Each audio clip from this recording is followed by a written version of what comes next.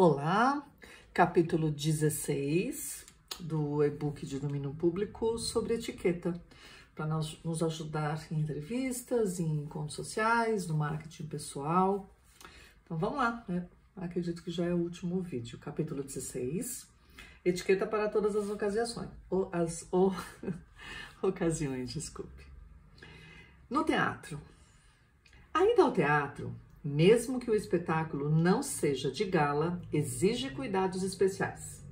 Até por uma questão de respeito aos atores.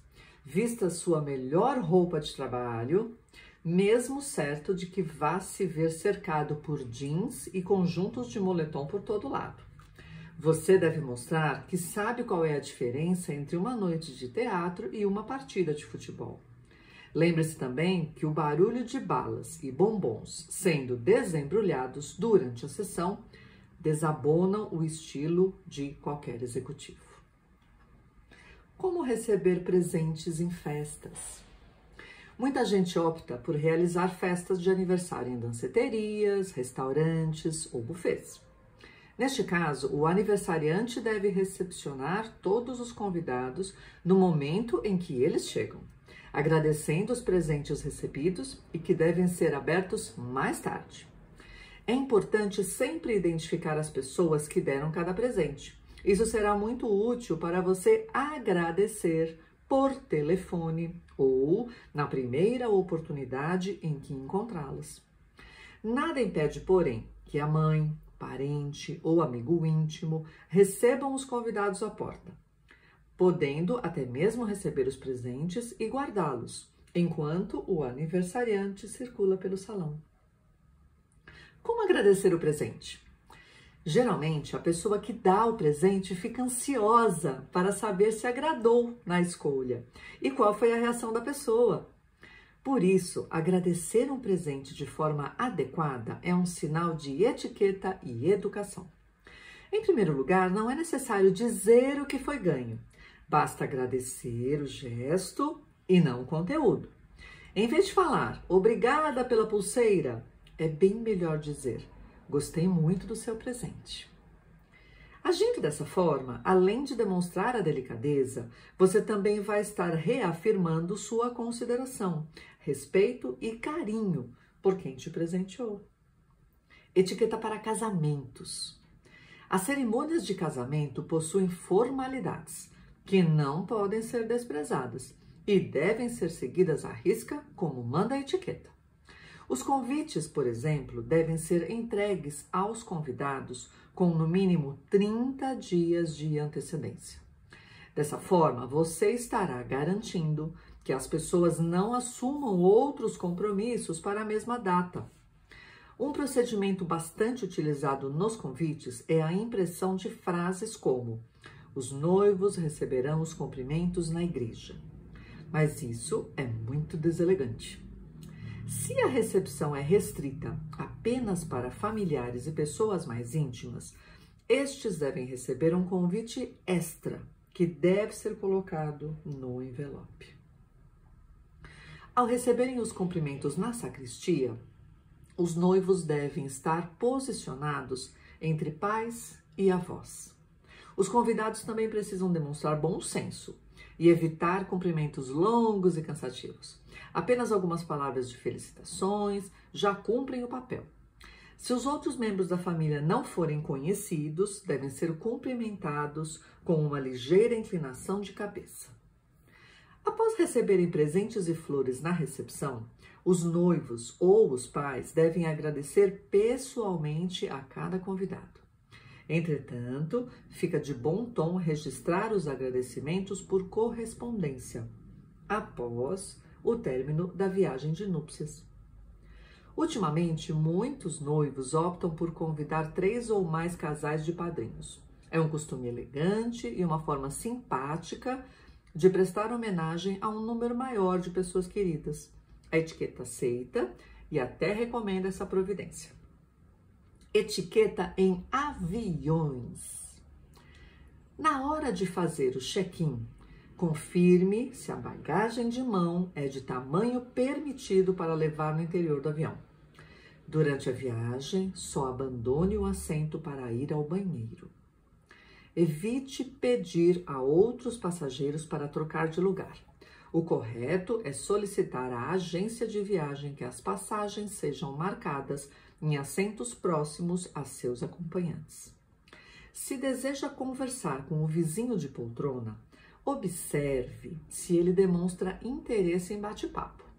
Se as respostas forem ríspidas e curtas, interrompa o papo.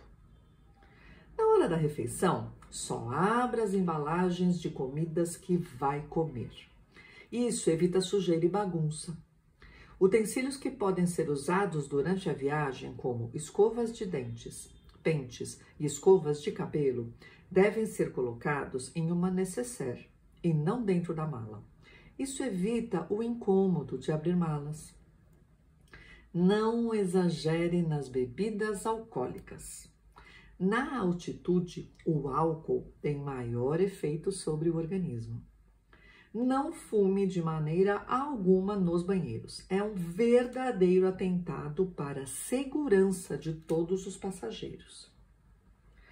Telefones celulares devem ser desligados imediatamente após entrar no avião. Cheque com os comissários se pode e quando pode usar Walkmans e notebooks. Recebendo hóspedes em casa, mantenha a etiqueta que, ao convidar alguém para ficar hospedado em sua residência, você mesmo sugerirá as datas inicial e final para a permanência dele. Veja a seguir um exemplo de como você pode fazer isso de forma delicada. Por que você não vem para o jantar na sexta-feira e fica até o domingo? Eu e a Daisy vamos ficar muito contentes. Convidando assim, fixando datas, o hóspede saberá quanto tempo durará sua estada.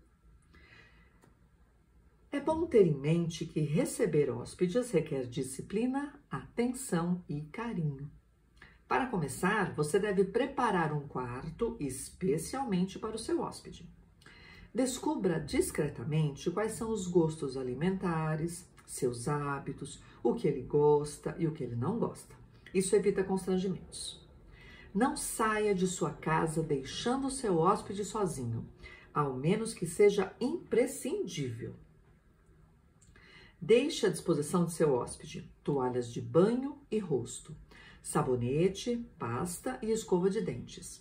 No verão, se você não tiver no quarto de hóspedes aparelho de ar-condicionado, deixe um aparelho de circulador de ar e no inverno um aquecedor. À noite, antes de deitar, para o maior conforto de seu hóspede, deixe uma jarra de água e copo no quarto dele. Você também deve fazer uma programação de passeio com o seu hóspede, reservando um tempo para que ele também possa ficar só. E se você for o hóspede? Uma dúvida sempre surge quando aparece um convite para ficar na casa de amigos. É necessário levar roupas de cama e banho? Não existe problema algum em perguntar aos anfitriões sobre isso. Aproveite e questione se é preciso levar mais alguma coisa. No passado, esse gesto era interpretado quase que como ofensa. Porém, atualmente é visto como sinal de amizade e consideração.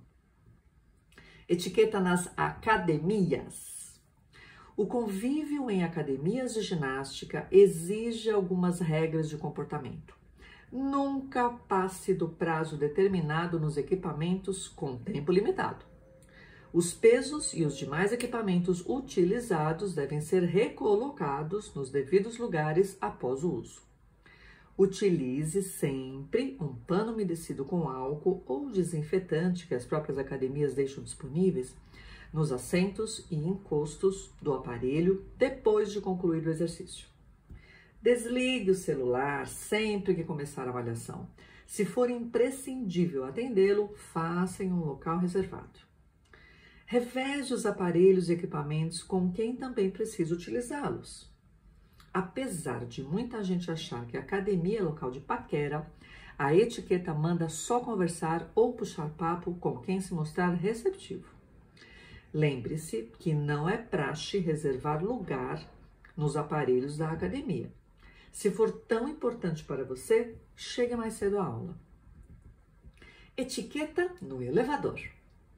Nos elevadores, o homem sempre deve segurar a porta para a entrada da mulher. Da mesma forma, os idosos têm a preferência. Se duas pessoas forem descer no mesmo andar, o homem ou a pessoa mais jovem deve abrir a porta para que a mulher ou o mais idoso saia do elevador. Em elevadores de empresas, o homem deve entrar após a mulher e permitir a passagem para que ela saia primeiro. Se o elevador estiver muito cheio e essa delicadeza representar incômodo para as pessoas, o homem deve pedir licença e sair primeiro. Qualquer pessoa que entra no elevador deve cumprimentar aqueles que já estão dentro.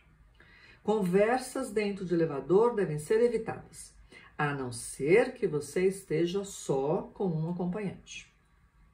Etiqueta na escada.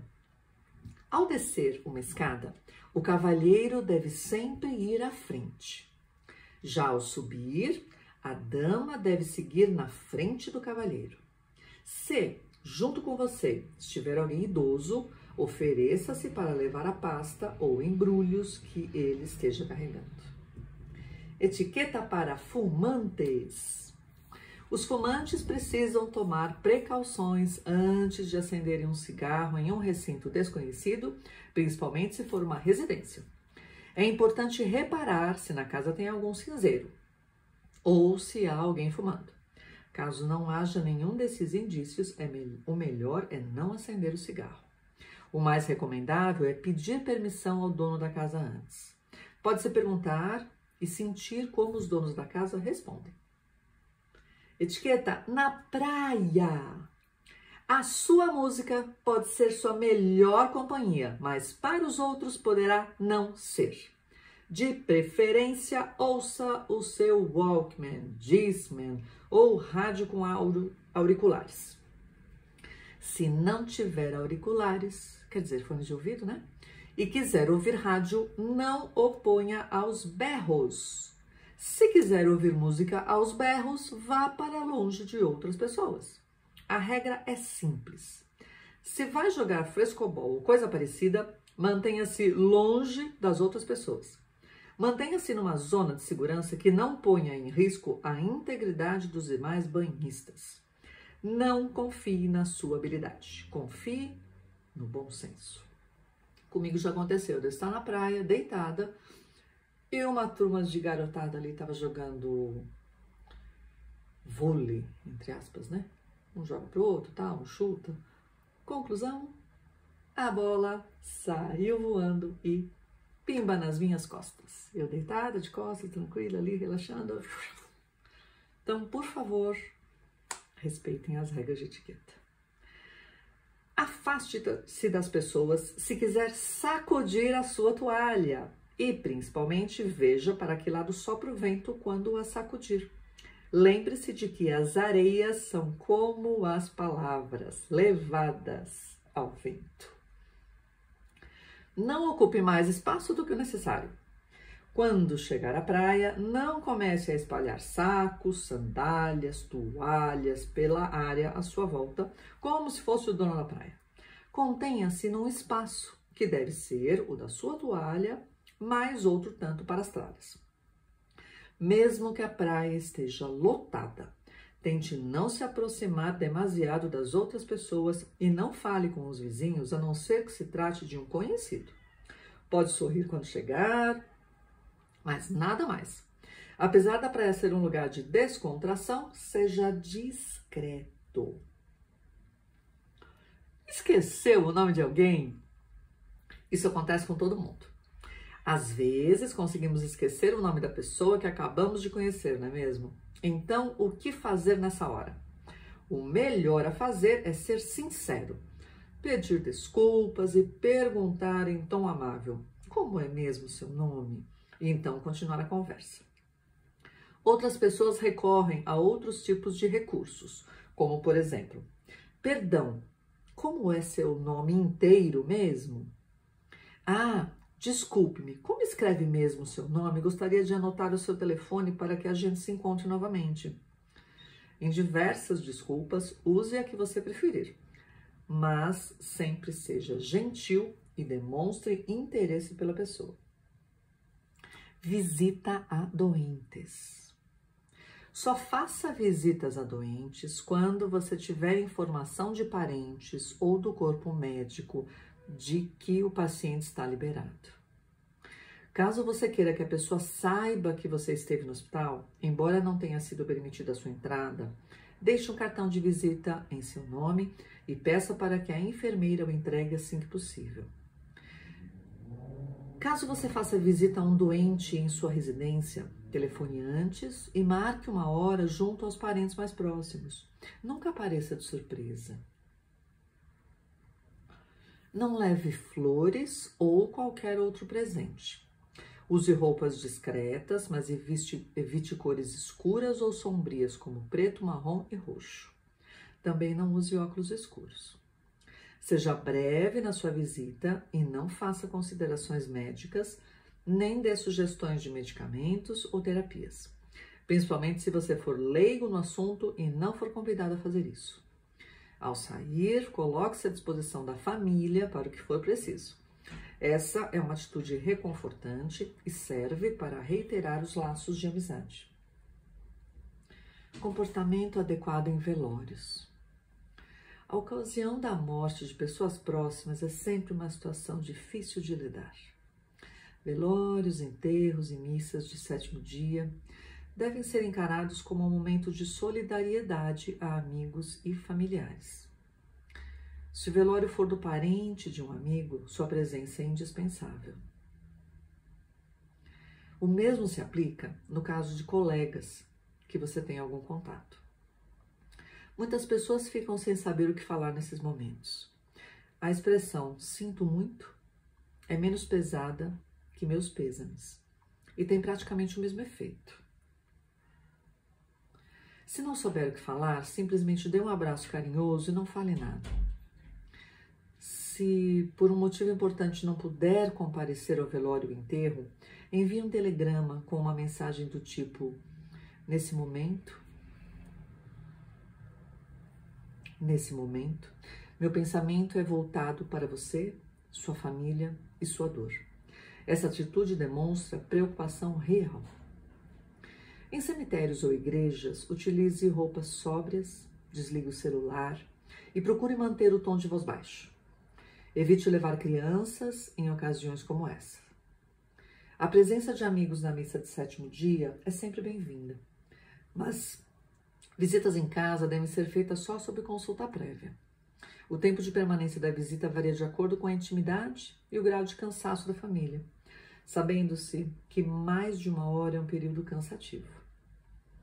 Passado 1 mês da morte da pessoa, a família não recebe mais visitas. Se você esteve fora durante esse tempo e ainda assim quiser se manifestar, basta um telefonema ou uma carta curta escrita à mão, com a sua mensagem de carinho e apoio. Apêndice 1. Etiqueta na montagem de um currículo. Os currículos são impressos por meio dos quais um candidato a emprego se apresenta à distância para ser avaliado. Por isso mesmo, os cuidados devem ser ainda maiores. A seguir, você terá algumas dicas de como montar o seu currículo de modo prático e eficiente, transmitindo dessa forma uma imagem positiva e que não suscite dúvidas quanto à sua personalidade e talento. 1. O texto deve ser claro, com o português correto, informações precisas e sem ambivalência e nem dualidade de interpretações. 2. Evite escrever na primeira pessoa do singular. Eu fiz, eu aconteci, etc. Isso pode causar impressão de arrogância e prepotência. Evite também adjetivos e utilize mais substantivos, sempre que possível, acompanhados de números concretos. Se necessário, recorra ao auxílio de livros ou revistas. 3. O currículo deve ter no mínimo de 1 e no máximo de 3 a 4 páginas. Se a sua experiência profissional ou estudos acadêmicos forem muito extensos, faça um resumo dos principais tópicos. Dica: acrescente como primeira página uma carta de apresentação. 4. Os dados pessoais devem ser colocados na página principal ou primeira página, que não é a carta de apresentação. Basta colocar o nome completo, idade, estado civil, número de filhos ou dependentes. Se tiver cidadania, é necessário mencionar. Não esqueça o endereço completo, telefone, celular e e-mail. 5.